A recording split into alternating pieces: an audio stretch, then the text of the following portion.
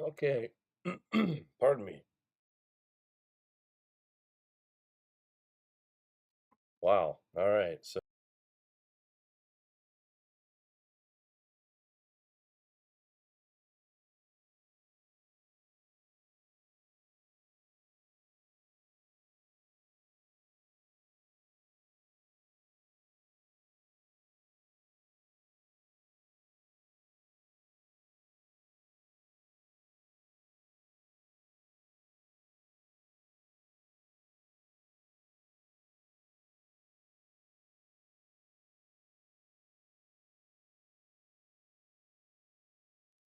okay. So these stats here are based on spaceweather.com.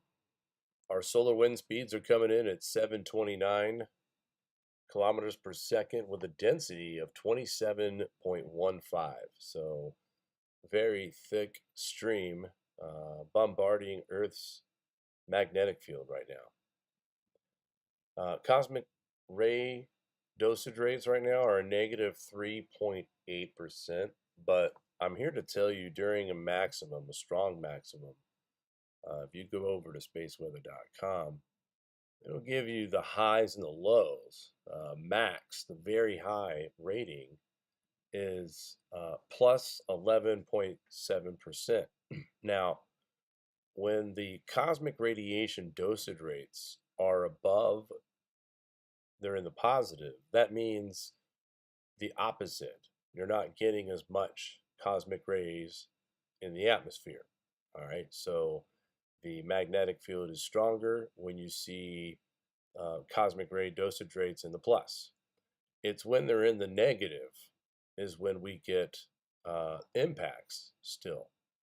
And folks, it has been 2 years and a half now, and we have not once seen anything positive, nothing on the positive side of cosmic radiation dosage rates that should be happening right now. So this still gives you an idea of it is a maximum, but it's still a weak maximum as our cosmic radiation dosage rates are sitting currently at a negative 3.6%. And during the minimum, yes, we were averaging between -8 and -11, but I'm here to tell you that during the maximum, we should have been in the positive. The record was 11.7 above the plus side, and that was set back in December of 2009. So we had way less cosmic radiation dosage rates impacting Earth in 2009 during maximum. Fascinating stats. Let's continue. If you live around, well, mainly the mid part of the U.S. and up, I mean, the the Aurora is going to be fabulous for some of us tonight. Let's just hope some of these clouds can move out of here. Let's continue with our stats, and then I'll move on to spaceweather.com. Of course, Watchers is on top of this as well. Sunspot number 170, and I want to point something out. Let's see here. What's going on here? Bear with me, folks. You can tell I'm rusty. Here we are. All right, so I want to point out here in the eastern limb of the sun, we have two very active regions that are getting ready to impact Earth facing soon. Within the next few days, it'll rear its head around as we continue to see massive activity from sunspot number AR 3664. This thing has been pumping out the sunspots. This is why we are dealing with the CMEs that are impacting Earth right now, why our solar wind speed is at a 729 kilometers per second, which is really high. Usually we see that kind, and this is the other interesting part. So this CME has brought solar wind.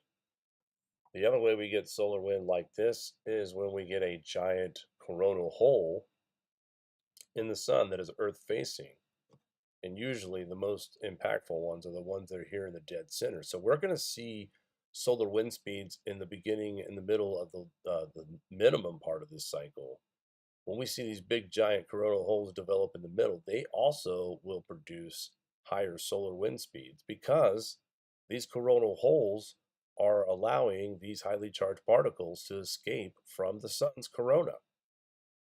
So we get high solar wind speeds when we have X-class flare CMEs impacting Earth's magnetic field, and then we have high solar wind speeds when we have Earth-facing bigger than usual coronal holes. Right now, the one that you see at the top is really minor compared to what we see during the uh, minimums. In fact, take that and multiply by 20.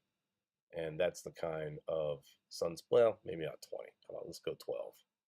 But my point is that we get high solar wind speeds from CMEs, from powerful X-class flares, and also large coronal holes during minimums. It's also noteworthy to mention that NOAA scientists do not believe that AR 3664 is done by any means, and we are looking at the possibility of more X-class flares from this sunspot, guys. 75% chance. And let's go over to spaceweather.com. Actually, let's first go to watchers, then we'll come back to spaceweather.com. All right, so here we go. Watchers is reporting this is the 10th X-class flare since May 3rd. These are facts. So in the last 7 days, we have had X-class flares. 2 of them pretty strong. 3.9. We've had a 4.5 X-class. Periods of G4 to severe G5 extreme geomagnetic storming are possible starting May 11th. And I think we're feeling the impacts a little bit early, and we are not done because there are multiple waves of CMEs coming this way. Type 2 radio emissions with the estimated velocity, listen to this, of 1,248 kilometers per second was associated with the event indicating a coronal mass ejection, CME, was produced additionally by a type 4 radio emission was detected at 6:51 UTC, suggesting that a strong CME was produced. A 10 centimeter radio burst lasting 16 minutes with a peak flux of 900 SFU was associated with the event, indicating the electromagnetic burst associated with a solar flare at the 10 centimeter wavelength was double or greater than the initial radio blackout. This can be indicative of significant radio noise in association with a solar flare. The noise is generally short-lived but can interfere for sensitive receivers, including radar, GPS, and satellite communication. So, yes, this is a strong to severe solar storm right now that we are experiencing. Some of you who are sensitive to anxiety, you might be feeling the impacts of this right now. Maybe a tingling sensation in your limbs, maybe a high-pitched ringing right now, and even possibly a headache, because these are the main effects from geomagnetic extreme storms like this. Now, have this solar flare been stronger than a 5 or a 4.5 and a 3.9, are we pushing the Carrington event threshold? Sort of, because it's a G5, and that's kind of what the Carrington was over a G5. I'd say probably G6. If there was a G6, it would be G6. So it is strong, but the main disruptions that we are going to experience is GPS, satellite communications possibilities. These are not a promise. These are the possibilities, plus including radar. So into tonight from 12 a.m. to 5 a.m. if you live in, let's go to spaceweather.com. It'll give us the Aurora map.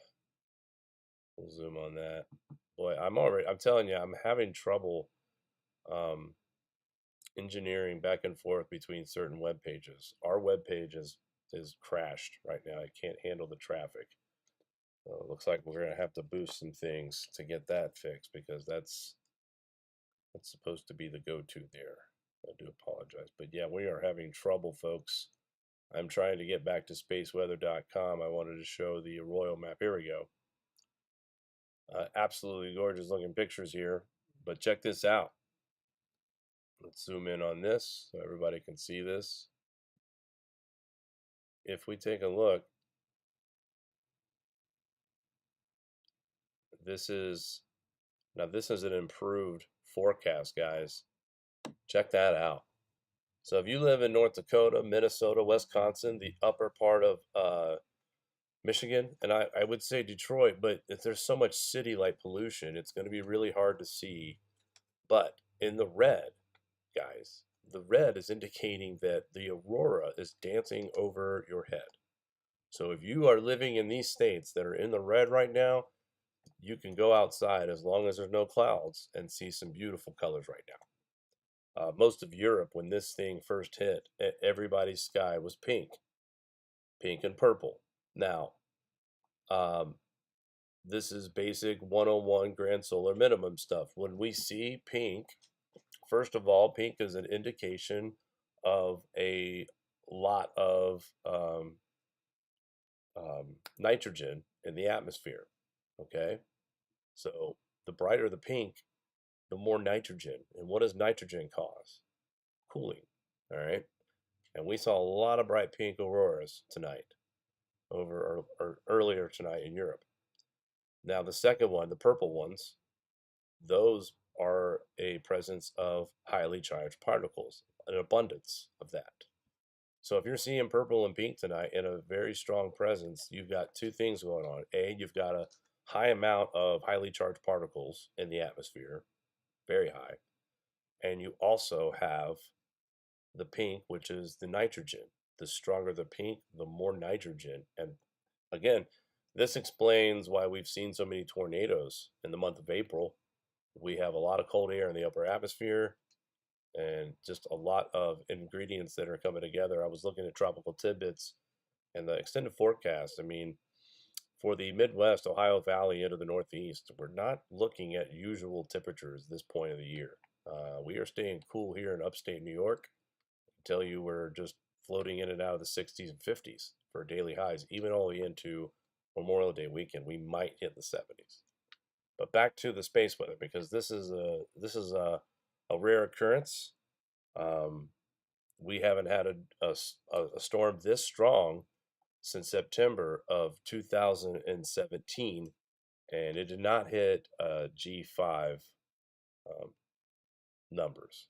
That was not the case. Now, let's go over to spaceweatherlive.com and show you some sunspot activity. And let's see what they're reporting now. Is this thing, I'm telling you guys, I don't know about you, but I definitely, I definitely am experiencing a low grade temple type pressure headache right now. Looks like we are down to a G4 now. Let's go ahead and check that out. Roll activity. Yep. So KP7 here at spaceweatherlive.com. Now, does that impact chances of aurora here in the United States? Well, let's take a look. This seems to be a little bit update here. I'm trying to zoom in for you guys.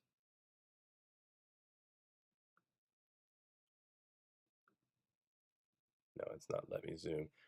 From what I can see, where that dip is, that's where the strongest. And I still feel like those areas we just announced here a minute ago, here, that's still in play. The peak is going to be between 12 tonight and 5 a.m. Let's get, you know what, let's do this.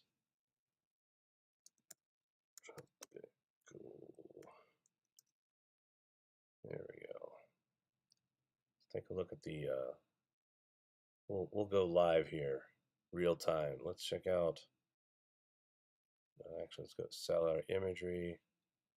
Let's check out the cloud coverage if we can. Eastern Atlantic, no thank you. States, please. So here's the cloud coverage and moisture index. And as you can see, not the best of news for most of us here in the Northeast. So let's look at the map. Okay. Minnesota, Wisconsin, upper part of Michigan, and North Dakota. I'd say you're in good, hit or miss. Storm has tried to churn across. So really unfortunate news. Really, there's cloud coverage in everywhere except for the lower part of Michigan and northern Ohio. You will be able to see it in the horizon. If you're in the green, you're going to have to look towards the horizon. So anybody in the green here, where are we at? Anybody in the green? Let's get the handy dandy arrow. Anybody in the green, you have to look into the horizon, okay, and go somewhere where there's not a lot of city lights. Go out to take a drive to the country, guys. If you have clear skies, it would be worth it. You'll see a little bit. Now, if you're further north in the yellow, northern parts of Ohio, such as Toledo, Lima, Ohio, Cleveland, Ohio, Akron, northern parts of Indiana, South Bend, I think almost, yellow, Chicago, believe it or not. But again, you need to go in the rural areas of Chicago, parts of Iowa. There's tons of rural areas out there, so we might see some beautiful auroras in northern Iowa as long as we are good with cloud coverage. And unfortunately, when we're looking at cloud coverage situation here, pretty much everywhere that we're going to see beautiful possible aurora is going to be impacted with clouds. Lower parts of Wisconsin, also Minnesota.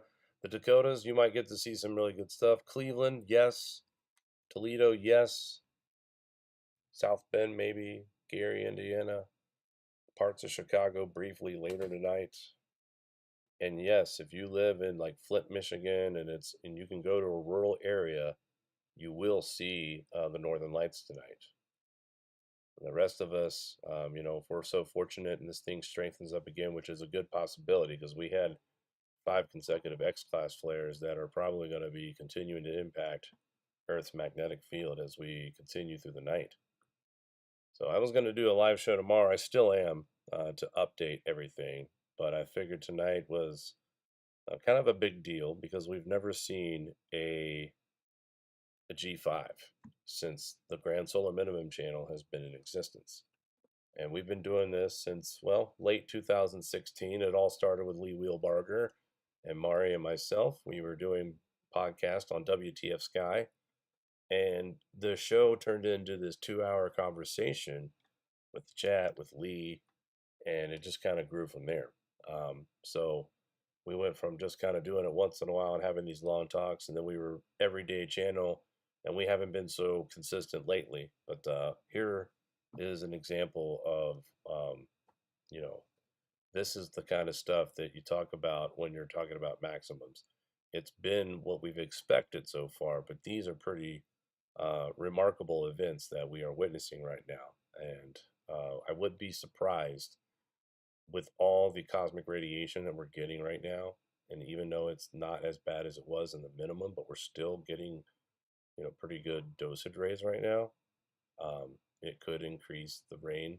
I know we're seeing floods in some parts of the United States, but when you have this kind of abundance of highly charged particles in the atmosphere, like we're seeing right now, especially in the northern parts of the United States, it will increase the chance of precipitation to drop in a matter of seconds, a matter of minutes, getting a month's worth of rain in one day, 24 hours. It's happening right now, mostly around the world, not just, prejudice any one particular part of the country. All right, let's go back to spaceweatherlive.com. And once again, the KP index has increased to 8.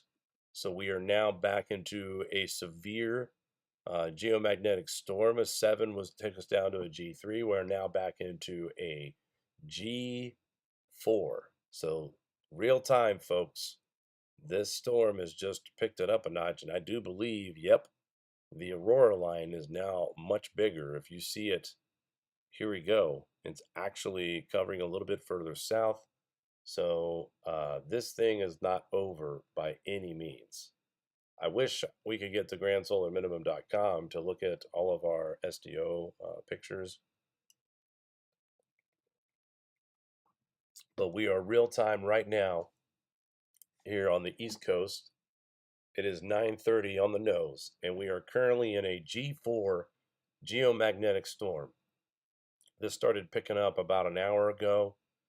And immediately, the first initial impact of this CME smacked Earth's magnetic field like I'll tell you. And this is also a time to be on alert for high seismic activity. What I mean by that, we could see a strong earthquake, a very strong earthquake.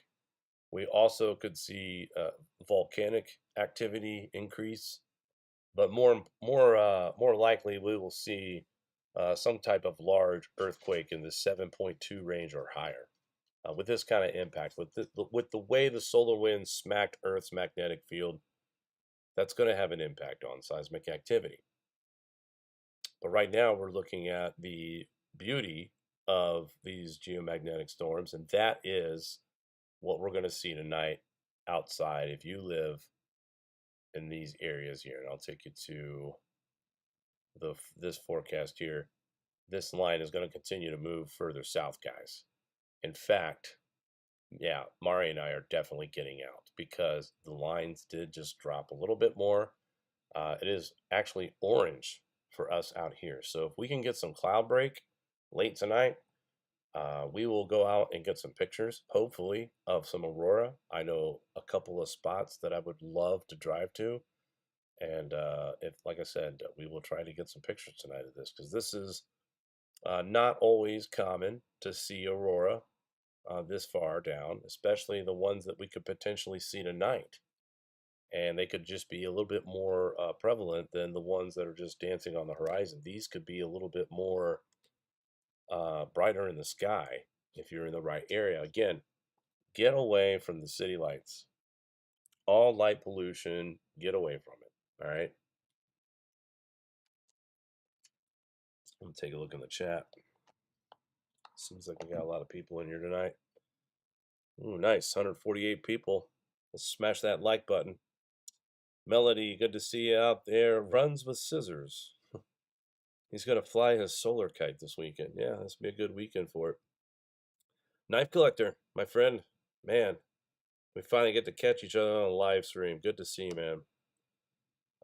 Eli in the Wolverine State. Yep. If you are in Michigan, you are definitely in for a good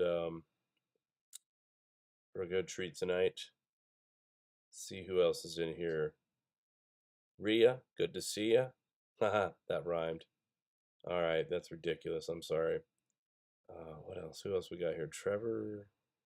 Not a lot of. We got a lot of shy people in here. That's okay. That's okay. Long-time listeners and maybe first-time callers. I'm fine with that. But great to see you guys in here. And like I said, we would love to start putting things. Actually, this was definitely pulling at me tonight. I had to talk to you guys. Not only that, but just because we understand that there are people out there who are going to try to scare you about this event. If this X class flare was an X35 or higher, I would be worried about telecommunications, internet, and grid damage. But where we are right now, yes, X flare is still strong. X flare is still strong at 3.5, 3.9, 4.5. Those are still strong, but not at the level that's going to do damage. Now, I'm 100% positive we're going to experience radio blackouts. So all you ham fans out there, prepare for definite interruptions tonight. GPS issues also could be a problem. And of course, the radar. So those three things are pretty important.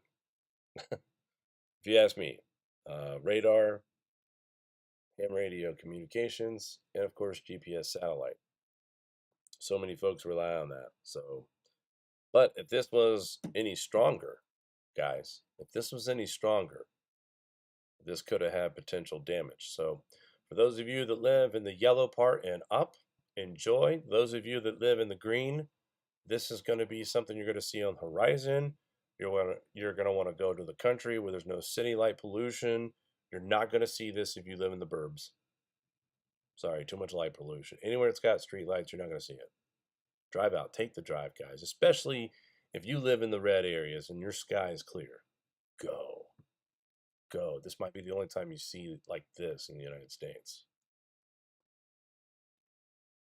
Runs with scissors. Thank you very much for the support. Much love, man. Thank you.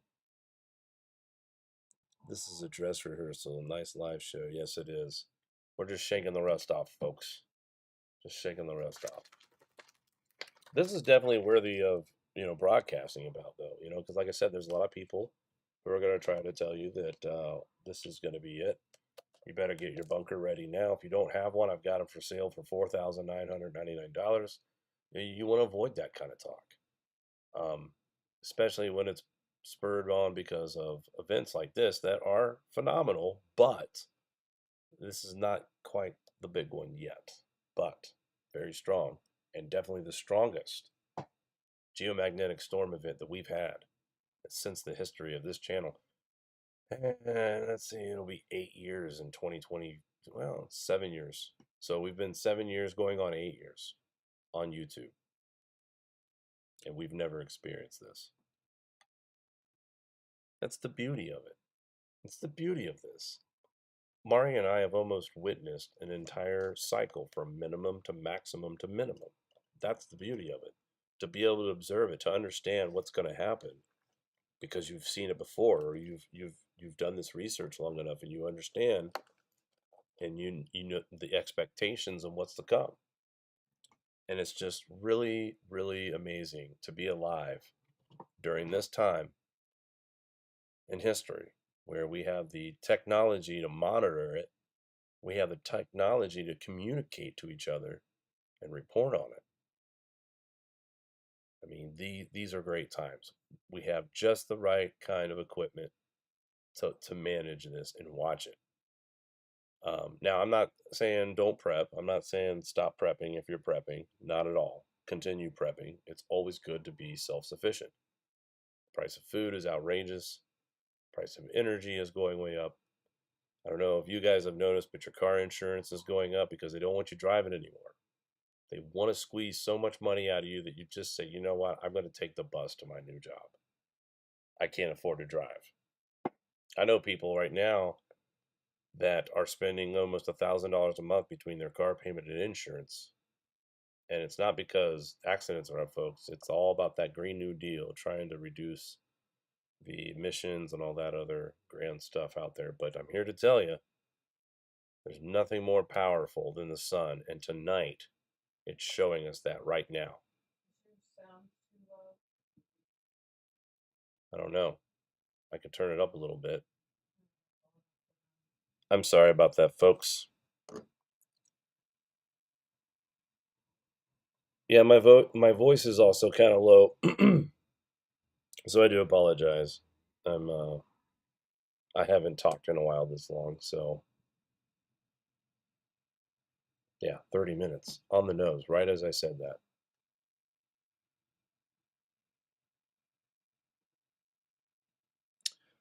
All right, guys. Well, I fixed the sound. I think I'm going to wrap it up unless there's any questions out here.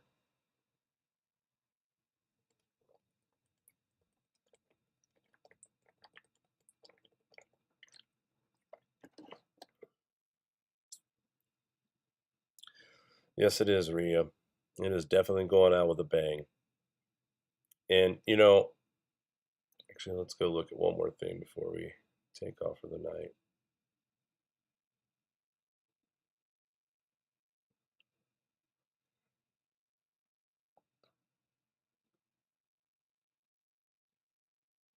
Ooh, we stayed on the air long enough, I think. Good news. The website is back up. All right, let's go to. We're going to go to thegrandsolarminimum.com. Everything's being really slow, but Mari and I, before we went on the air, were having a lot of problems with internet communications. Now everything's coming up. I do. Let's take a look. I'd say tonight, because of how strong everything is going to be tonight. Now, this thing could outperform, and we could see tomorrow night, which I understand we might have a better chance of less cloud coverage tomorrow night. So, but definitely tonight between 12 a.m. and 5 a.m. will be the best time to view.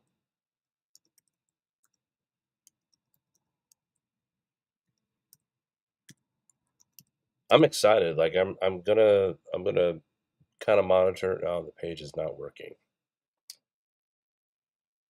It came up on the Safari side of things, Mari, but it's not coming up on the Google side. That's weird.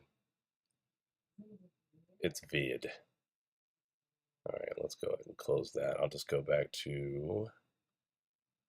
We'll go back to space weather. Show you some pictures real quick of how beautiful. Look at that. Ah, all that purple and pink, guys. Ooh. This is the only time you're going to hear me go ooh and ah, is when we see things like this. Absolutely phenomenal. I can only imagine these pictures. Where are they at here? They're in France. Oh my gosh, look at this. This was taken in France. This purple one. Can you imagine? Land of Lovers. Looking up and seeing this. Holy hell. And you can see stars in this picture too. So this was the main reason why I got on here, though. I wanted to tell you guys that you could possibly see this if you live in the far northern parts of North Dakota, Minnesota, Wisconsin, and Michigan. Parts of Northeast United States as well could see some of this action, but mainly in those parts. Now, there's still a good chance you could see some northern lights, even if you live in upstate New York, across western New York, into middle parts of Pennsylvania and north. Same with Ohio. You guys can see it on the horizon. But the next area that we're watching is, and spaceweather.com is still saying it's a 9, but this is kind of what we're looking at, the eastern limb, and it is going to be, my opinion, is that these two are the two that gave us the twin X flares. So stay tuned. But to see this right here, this thing's massive, first of all. I think this particular sunspot grouping has like over 60 sunspots. In fact, spaceweatherlive.com has that stat. All right, let's take a look. Oh, oops. I hope the kids are in bed. I just said a bad word. Oh, awful. Okay. Let's do this. There we go. Let's be smarter here, Jake. Yeah, KP of 8.